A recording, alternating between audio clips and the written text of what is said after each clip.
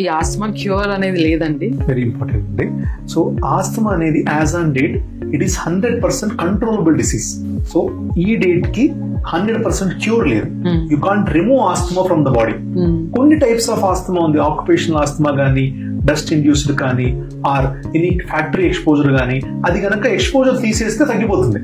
That is different. అలా కాకుండా ఏదైతే వంశపారంపర్యంగా వస్తుందో, atopic related are allergen related asthma ఉందో, జనరల్ గా దీన్ని కంప్లీట్ గా బాడీ నుంచి రిమూవ్ చేయలేము. There is no cure as on date. కానీ 100% కంట్రోల్ చేసి దాన్ని స్లోగా డోసెస్ డిక్రీజ్ చేస్తే మనం we can keep things under our control.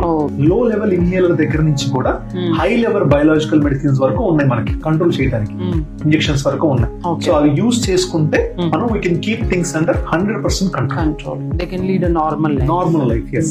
Hypothyroid, diabetes, regular medications toni how they are leading their life.